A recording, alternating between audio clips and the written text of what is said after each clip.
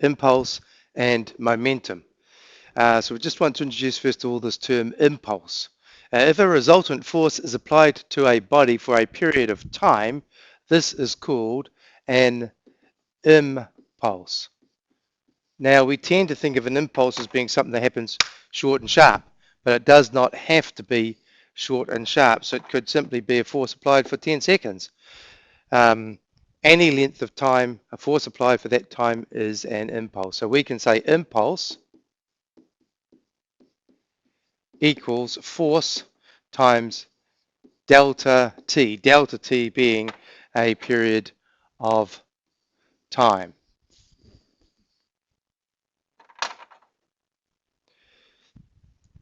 Now Newton's second law came up with the idea that force is equal to rate of change of momentum.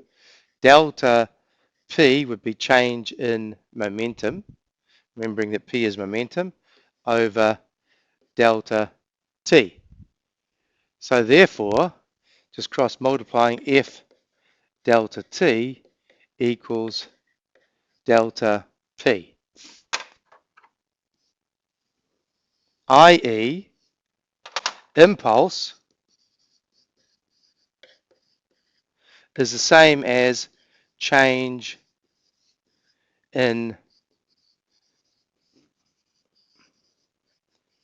momentum.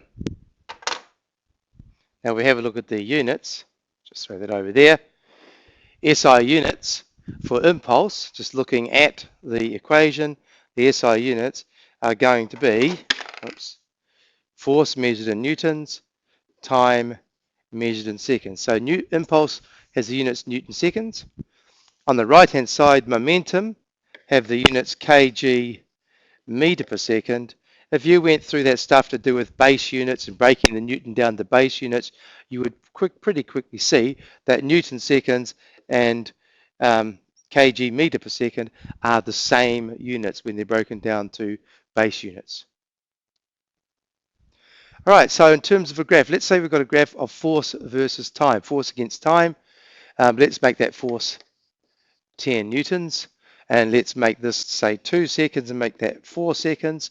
If we want to get the size of the impulse from the graph, it's going to be equal to force times time, which effectively would be the area underneath that graph. So in this particular case, the area would be 10 times 2, 20 Newton seconds. So what we're saying is that if we applied a 10 Newton force, a resultant force of 10 Newtons for 2 seconds, the impulse would be 20 Newton seconds, therefore the change in momentum of the body would be 20 kg meter per second. If we had a more general example, let's say it was just a graph like that, and we wanted to figure out the impulse, again, we would have to, perhaps by adding up squares or something like that, work out the area under the graph. So that in general, we can say that impulse equals area under a force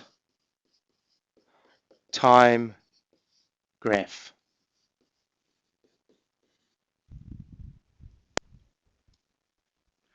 Right, a couple of examples. First one, a mass object mass 600 kg. We've got a force of 20 newtons being applied, and we want to know how long it's going to take for the object to reach 5 meters per second. Right, well what we could do is we could figure out, first of all, whoops, the word speed there, sorry, another E in there. We could work out the change in momentum for the body. So delta P equals final momentum, mv, minus initial momentum, mu. Now what we're told in this particular case is it's starting from rest. If it's reaching a speed of 5 meters per second, or certainly we can assume that. So the final or the initial momentum is 0. The final momentum will be 600 times 5, so 3,000 kg meter per second. If that's what the impulse is, sorry, if that's what the change in momentum is, then the impulse F delta T will be the same, 3,000 Newton seconds. And if we're told that the force is 20 times delta T is going to equal 3,000. Delta T, the time over which the force must be acting, is going to be 3,000 divided by 20. What's that? 150 seconds. Now this problem could have been solved instead by using F equals ma to work out the acceleration, and then using equations of motion to work out the speed. So this is an alternative way of being able to work this question. One more example here. Tennis ball, mass 100 grams, hits a tennis racket at a speed of 30 meters per second and bounces off at a speed of 25 meters per second. I'm not going to go through all the working here. We'll go through the working, I think, in class, but I want you to have a go at it yourself first tonight. You're going to have to work out the change in momentum, delta P, for the ball. Be careful about direction. The ball's coming in this way, coming off that way. So there is a change in momentum. Take note that the change in velocity is not 5 meters per second in terms of working out the momentum. So think about that. The change in velocity is not 5 meters per second. It's something else.